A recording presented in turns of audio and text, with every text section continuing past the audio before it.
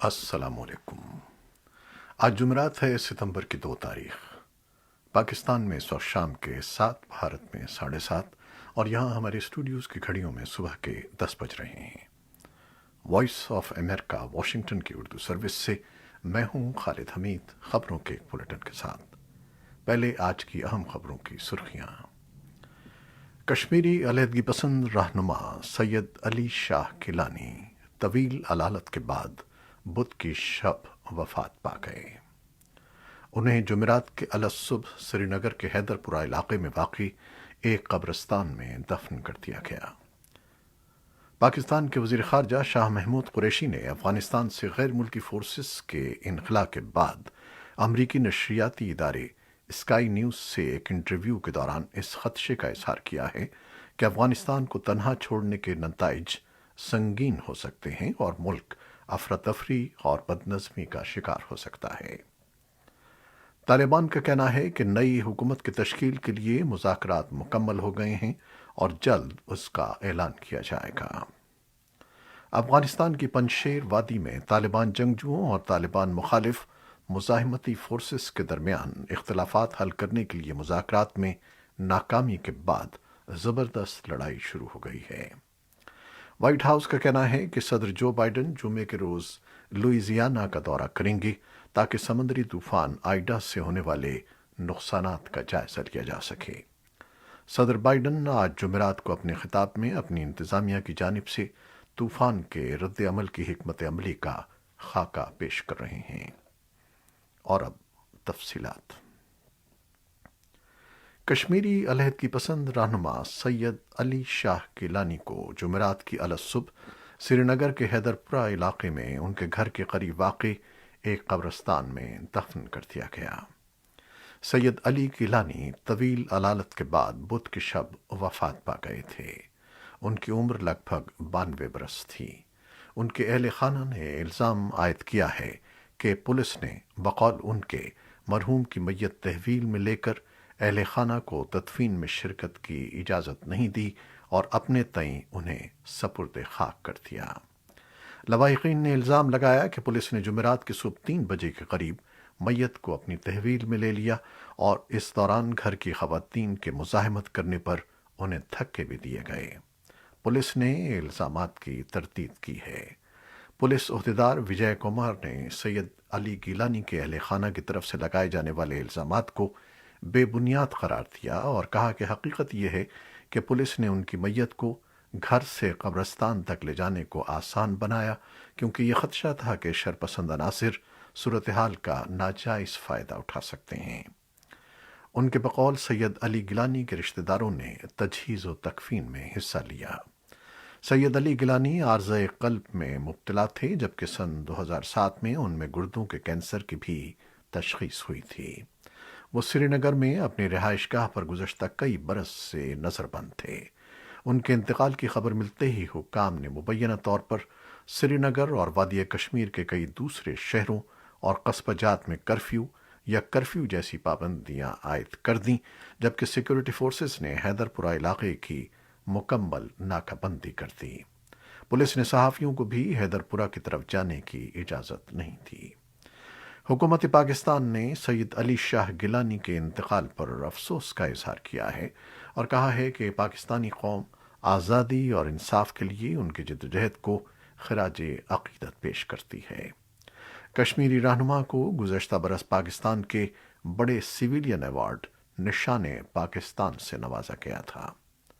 وزیراعظم عمران خان نے سید علی شاہ گیلانی کے انتقال پر اعلان کیا کہ پاکستان کا قومی پرچم سرنگوں رہے گا اور سرکاری طور پر ان کی وفات کا سوگ منایا جائے گا۔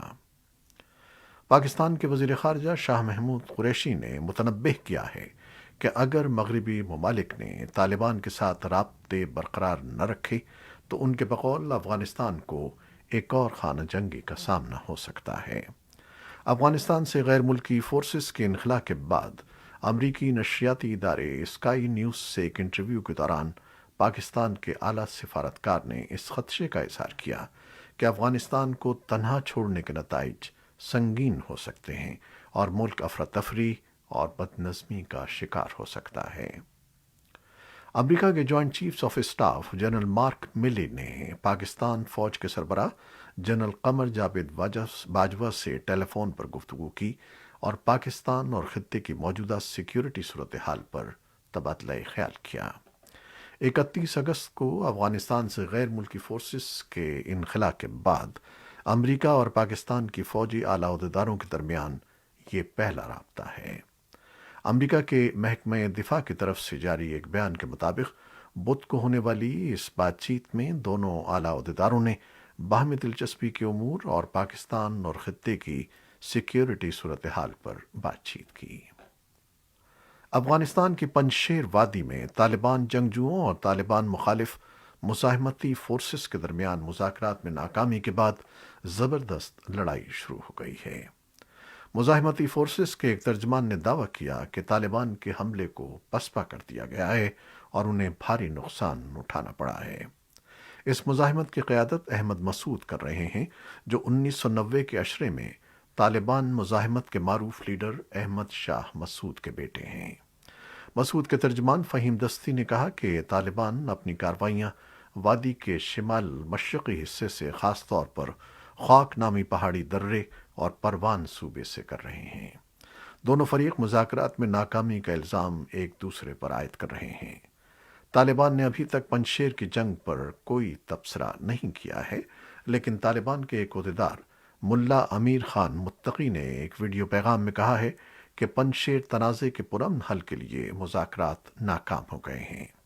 بدھ کو صوبے پروان کے جبل سراج کے قریب گلبہار علاقے میں ہونے والی لڑائی میں دونوں فریقوں کو جانی نقصان اٹھانا پڑا ہے۔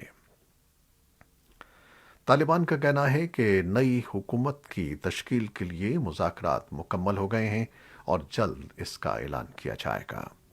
طالبان کے ثقافتی کمیشن کے ایک رکن انعام اللہ سمنگانی نے مقامی میڈیا کو بتایا کہ طالبان کے لیڈر ملا ہیبت اللہ اخنزادہ نئی حکومت کے بھی سربراہ ہوں گے۔ طالبان سے منسلکہ ٹویٹر اکاؤنٹس کا کہنا ہے کہ نئی حکومت کے اعلان کے لیے صدارتی محل میں ایک بڑی تقریب کی تیاریاں جاری ہیں۔ امریکہ کے chairman joint chiefs of staff general mark ملی کا کہنا ہے کہ امریکہ افغانستان میں داعش خراسان کو شکست دینے کے لیے طالبان کے ساتھ تعاون کر سکتا ہے۔ افغانستان سے فوجی انخلا کے بعد پہلی بار نامہ نگاروں کے سوالات کے جواب دیتے ہوئے منگل کے روز پینٹاگون میں جنرل ملی نے بتایا کہ یہ ممکن ہے۔ انہوں نے کہا کہ ہم نہیں جانتے کہ طالبان کا مستقبل کیا ہے اور وہ تبدیل ہوتے ہیں یا نہیں، یہ دیکھنا ابھی باقی ہے۔ جنرل مارک ملی کے ریمارکس پر طالبان کا فوری رد عمل سامنے نہیں آیا۔ افغانستان میں ایک احتجاجی ریلی میں خواتین کارکنوں نے آئندہ افغان حکومت میں اپنے حقوق کی پاسداری کا مطالبہ کیا۔ ہرات میں کیے گئے اس مظاہرے میں انہوں نے کہا کہ انہیں اپنے مستقبل کے بارے میں تشویش ہے۔ انہوں نے بین الاقوامی برادری سے بھی مطالبہ کیا کہ وہ انہیں فراموش نہ کریں۔ احتجاج کے شرکاء کا کہنا تھا کہ کوئی بھی حکومت خواتین کی شرکت کے بغیر پائیدار نہیں ہوگی۔ ان کا کہنا تھا کہ آئندہ حکومت میں خواتین کی موجودگی بھی ہونی چاہیے۔ پاکستان میں حزب اختلاف کے قائد اور مسلم لیگ نون کے صدر شہباز شریف نے ایک بیان میں ملکی مسائل اور خطے کی بحرانی صورتحال سے نمٹنے کا حل قومی حکومت کی تشکیل کو قرار دیا ہے۔ انتخابات سے قبل شہباز شریف کی جانب سے قومی حکومت کے قیام کے بیان نے ملک میں نئی سیاسی بحث کو جنم دے دیا ہے۔ اگرچہ حکومت اور حزب اختلاف نے قومی حکومت کے قیام کے بیان کو زیادہ پذیرائی نہیں دی ہے، تاہم مبصرین کا کہنا ہے کہ شہباز شریف کے اس بیان کے وقت کا انتخاب اہمیت کا حامل ہے۔ خیبر پختونخوا کے قبائلی ضلع شمالی وزیرستان سے ممبر قومی اسمبلی اور پشتون تحفظ تحریک کے بانی 3 اراکین میں شامل محسن داوڑ نے دیگر ہم خیال ساتھیوں کے ساتھ مل کر نیشنل ڈیموکریٹک پارٹی کے نام سے ایک نئی قوم پرست سیاسی جماعت بنانے کا اعلان کر دیا ہے۔ نئی سیاسی جماعت کے مرکزی رہنماؤں میں عوامی نیشنل پارٹی کے سابق مرکزی سیکریٹری جنرل اور سابق سینیٹر افراسیاب خٹک سمیت 5 سرکردہ سابق ممبران پارلیمان شامل ہیں۔ وائٹ ہاؤس کا کہنا ہے کہ صدر جو بائیڈن جمعے کے روز لوئیزیانا کا دورہ کریں گے تاکہ سمندری طوفان آئیڈا سے ہونے والے نقصانات کا جائزہ لیا جا سکے۔ صدر بائیڈن آج جمعرات کو اپنے خطاب میں اپنی انتظامیہ کی جانب سے طوفان کے رد عمل کی حکمت عملی کا خاکہ پیش کر رہے ہیں۔ لوئیزیانا میں آنے والا یہ طوفان امریکہ کا 5واں طاقتور طوفان تھا، جس کے نتیجے میں آنے والے سیلاب سے ممکنہ طور پر دسیوں ارب ڈالر کا نقصان ہوا ہے اور مزید تباہی ہوئی ہے۔ طوفان میں بجلی کی گرڈ کو بھی انتہائی نقصان پہنچا۔ صدر کے لیے جمعے کا یہ دورہ ایک مشکل مرحلے کے بعد ہو رہا ہے، جس سے قبل افغانستان سے امریکی فوج کے نکلنے اور امریکیوں اور امریکی اتحادیوں کے انخلا میں مدد کرنے والے 13 امریکی فوجی ارکان کی ہلاکت ہوئی ہے۔ فرانس اور جرمنی نے ایران پر زور دیا ہے کہ وہ جوہری مذاکرات میں جلد واپس آئے۔ جون میں ایرانی انتخابات کے بعد مذاکرات میں وقفے کے بعد پیرس نے تہران کے بڑھتے ہوئے جوہری کام پر مغربی خدشات کے تناظر میں بات چیت فوری دوبارہ شروع کرنے کا مطالبہ کیا ہے۔ فرانس کی وزارت خارجہ کے بیان کے مطابق وزیر خارجہ ژان ایویس لی ڈریان نے اپنے ایرانی ہم منصب حسین امیر عبداللہیان کو ٹیلی فون میں بتایا کہ تہران کے لیے مذاکرات میں دوبارہ شمولیت فوری طور پر ضروری ہے۔ تہران اور واشنگٹن کے درمیان بالواسطہ مذاکرات کا چھٹا دور جون میں اس وقت ملتوی کر دیا گیا تھا جب سخت موقف کے حامل ابراہیم رئیسی ایران کے صدر منتخب ہوئے تھے۔ رئیسی نے 5 اگست کو صدارتی عہدہ سنبھالا تھا۔ اور اب کرونا وائرس سے متعلق خبریں۔ ایسے میں جب پاکستان میں ڈیلٹا وائرس کے باعث کووڈ 19 کے کیسز میں اضافہ ہو رہا ہے، وائٹ ہاؤس نے کہا ہے کہ امریکہ جمعرات سے فائزر کی 40 لاکھ خوراکیں پاکستان کو فراہم کرنا شروع کر رہا ہے۔ وائٹ ہاؤس کے ایک ترجمان نے وائس آف امریکہ کو بتایا کہ کرونا وائرس سے بچاؤ کی ویکسین کی یہ خوراکیں ان 92 لاکھ ماڈرنا اور فائزر کی خوراکوں کے علاوہ ہوں گی جو امریکہ نے جون سے پاکستان کو دی ہیں۔ پاکستان میں امریکہ کے سفارت خانے نے کہا ہے کہ امریکہ اب تک پاکستان کو اسلام آباد کے ساتھ شراکت داری کے ذریعے کووڈ 19 سے نمٹنے کے سلسلے میں $50 ملین کی امداد فراہم کر چکا ہے۔ وائٹ ہاؤس کے ترجمان نے وائس آف امریکہ کی رپورٹر پیٹسی وداکوسوارا کو بتایا کہ صدر جو بائیڈن کے کہنے کے مطابق امریکہ عالمی سطح پر ویکسین کی فراہمی کے لیے اسی تیزی سے کام کر رہا ہے جس طرح امریکہ کے اندر یہ کام انجام دیا جا رہا ہے۔ ترجمان نے بائیڈن انتظامیہ کی طرف سے کی جانے والی کوششوں کے حوالے سے ایک ای میل میں کہا کہ ہماری کوشش ہے کہ جتنی جلدی ہو دنیا بھر میں زیادہ سے زیادہ لوگوں کو محفوظ اور مؤثر ویکسین پہنچائی جائے۔ بھارت نے اپنے وسیع دیہی علاقوں میں کووڈ 19 ویکسینیشن کی شرح میں ڈرامائی اضافہ کیا ہے، جہاں اس کے تقریباً 1.4 بلین افراد میں سے تقریباً 65% دیہات میں رہتے ہیں اور جن کے لیے صحت کی دیکھ بھال کا نظام کمزور ہے۔